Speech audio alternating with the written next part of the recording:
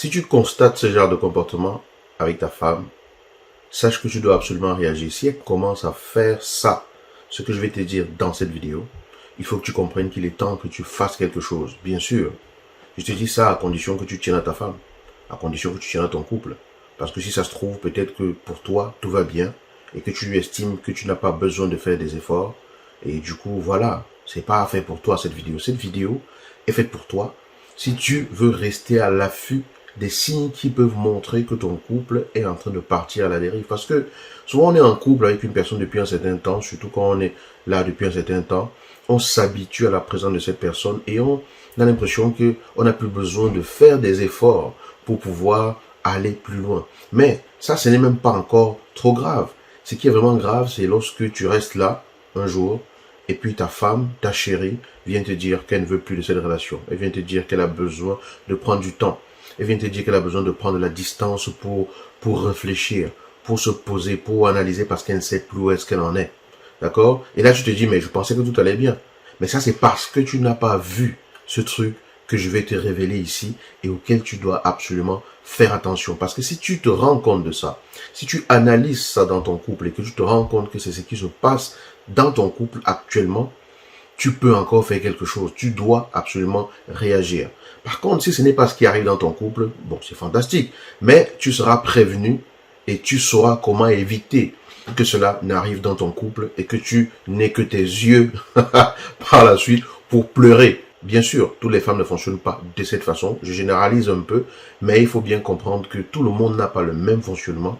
Mais globalement, si ta femme a l'habitude de se plaindre, de te faire des remarques, de te dire des choses que tu as fait qui ne lui plaisent pas, de te dire des comportements que tu as envers elle, envers les personnes qu'elle aime et tout, et qu'elle aimerait que tu améliores, et que du jour au lendemain, elle ne te dit plus rien du tout.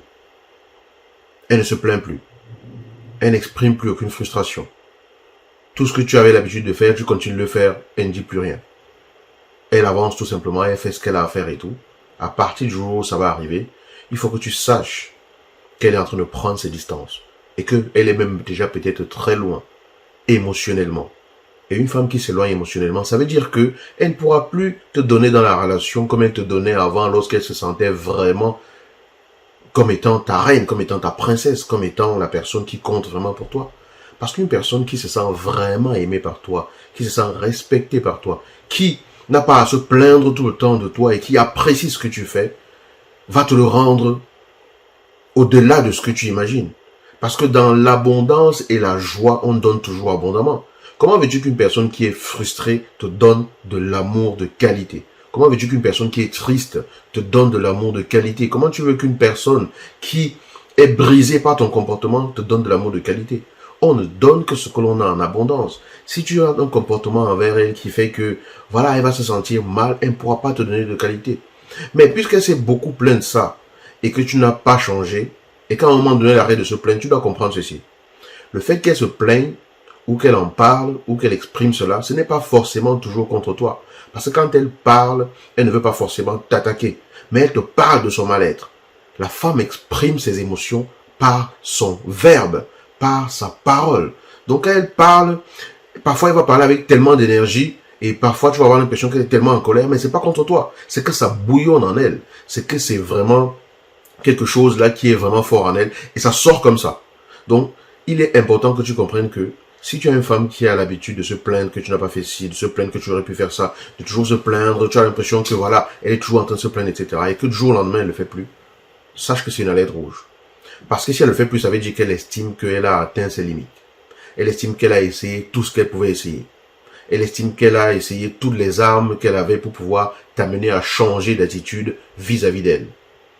Et quand elle voit qu'elle a essayé ça et que ça ne marche plus, elle va se détacher émotionnellement pour se protéger déjà. Et également parce qu'elle voit que mais ça ne sert à rien. Peut-être que pendant longtemps, elle va essayer de se battre.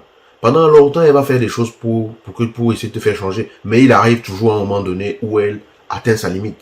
Où elle décide simplement de faire sa vie, de continuer son chemin. Bien sûr, vous êtes peut-être tous les deux dans la maison, mais l'émotionnel, la connexion qui était là, n'est plus là. Et quand la connexion n'est plus là, vous allez en pâtir tous les deux. En tout cas, toi le premier, parce que tu vas perdre tout ce que de tout son cœur elle pouvait te donner, parce qu'elle se sentait aimée et considérée par toi. À partir de ce moment-là, tu dois comprendre que l'heure est grave. Parce que ça veut dire que, ça ne veut pas dire qu'elle n'a plus d'émotions à exprimer, mais ça veut dire que la sensibilité qu'elle avait à exprimer ses émotions à la personne qu'elle pensait pouvoir être capable de l'écouter, que tu est en train de se refroidir. Elle est en train de se refroidir. Donc elle est en train de... Tu n'occupes plus ses pensées en fait. Parce que quand elle se plaint à chaque fois, ça veut dire qu'en fait, tu occupes ses pensées. Et c'est un bon signe.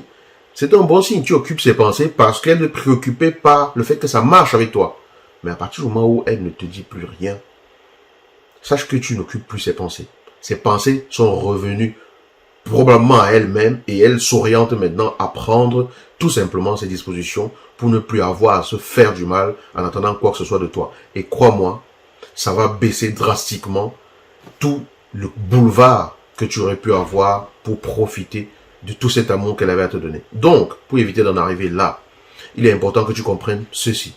Lorsque ta femme se plaint, lorsqu'elle te dit qu'il y a des choses qui ne vont pas, lorsque tu as l'impression qu'elle est toujours en train de dire des choses qui ne vont pas, comprends d'abord une chose. Elle ne le fait pas forcément contre toi. Elle ne le fait pas forcément contre toi, même si tu as parfois l'impression qu'elle est en train de t'attaquer. Elle exprime un mal-être. Elle exprime un mal-être et si tu apprends face à cela, à ne pas réagir de façon trop personnelle, de ne pas prendre les choses trop personnellement, de ne pas toujours prendre les choses comme si c'est toi qu'on attaquait, mais apprendre un peu à considérer que oui, là elle est en train de s'énerver, elle est en train de crier, elle est en train d'exprimer un mal-être. Je comprends que c'est un SOS. Donc, quand je la vois dans cet état, ça doit s'allumer dans ma tête SOS. Mais quand quelqu'un est en SOS, en détresse, tu te mets à crier contre la personne ou bien tu vas au secours de la personne. Si elle se met à se comporter de cette façon, c'est que ça veut dire que c'est un SOS de détresse. Donc, considère que c'est le SOS et que ton rôle n'est pas de venir encore noyer plus en disant « Ouais, mais tu es toujours comme ça. Ouais, mais si ça ne va pas, change. » Non. Le SOS ici, c'est « Je vais mal, écoute-moi. » Bien sûr, ce n'est pas facile. Bien sûr, ce n'est pas évident qu'elle te dise quelque chose et que tu aies l'impression que, voilà, ce n'est pas à toi qu'on parle. Parce que quand, parfois, elle va te dire une chose, bam, ça va venir te... ça va venir te secouer. Tu vas dire, mais pourquoi elle me dit ça? Mais tu es un homme ou tu n'es pas un homme? Tu es un homme, non? Et si tu es un homme, prends tes responsabilités d'homme et prends sur toi.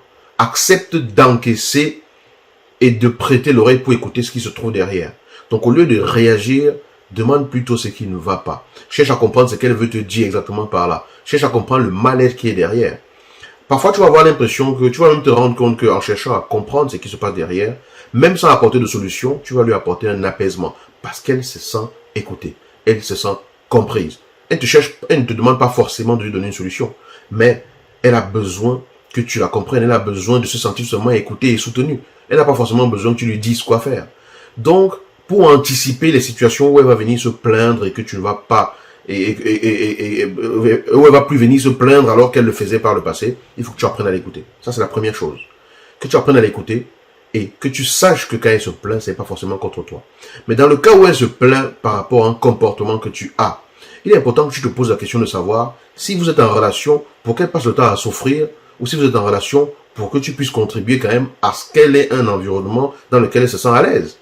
Ça, c'est une question qu'il faut se poser parce que quand on est en relation avec une personne, surtout on dit à la personne « je t'aime », on l'appelle chérie, on l'appelle bébé, on lui donne tous les petits noms qu'il faut. Mais qu'est-ce qui se passe après pour que la souffrance de cette personne ne te touche pas, ne serait-ce qu'un peu? Sache que si tu es insensible à ça, à un moment donné, c'est elle qui deviendra insensible à toi et la relation finira par se terminer. Ou alors vous vivrez peut-être toujours ensemble dans la même maison, mais vous serez devenus des colocataires. Et c'est vraiment dommage parce que je pense que voilà, tout le monde, c'est encore mieux d'être peut-être tout seul et de vivre sa vie comme on l'entend et se faire plaisir autant qu'on l'entend que d'être avec une personne et ne pas profiter du fait d'avoir l'opportunité, la grâce et la joie d'avoir quelqu'un qui partage sa vie. Donc le jour où tu vas te rendre compte qu'elle devient silencieuse, sache que il y a quelque chose qui ne va pas. Sache qu'elle a pris de la distance probablement ou qu'elle estime que ce n'est plus possible de te parler, surtout si tu n'as pas changé de comportement. Et là, c'est une alerte rouge. Tu dois changer de ton comportement. Si tu tiens toujours à elle, tu dois ajuster ta façon d'agir. Si tu tiens toujours à elle, si tu dois faire quelque chose, si tu tiens toujours à sauver ton couple. Parce qu'une femme, ses émotions sortent par sa bouche.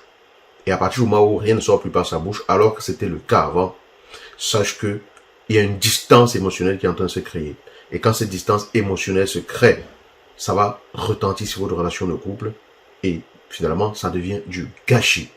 Voilà. Donc, pour apprendre comment l'écouter, pour apprendre comment communiquer avec elle, il est important que tu apprennes à comprendre que un énervement, une expression, c'est un cri de détresse de quelque chose qui ne va pas, de quelque chose, d'un mal-être, et tu dois apprendre à chercher le mal-être. C'est pas évident de se sentir attaqué et de gérer comme ça et tout, mais tu dois prendre tes responsabilités, parce que c'est ton job de faire ça, d'être capable d'écouter sans prendre personnellement et sans juger. Et pour éviter de commettre des erreurs et de commettre plein d'erreurs de ce genre, tu as simplement la possibilité d'aller sur cette vidéo et de télécharger le guide des 7 erreurs qui peuvent tuer la vie de couple pour le lire.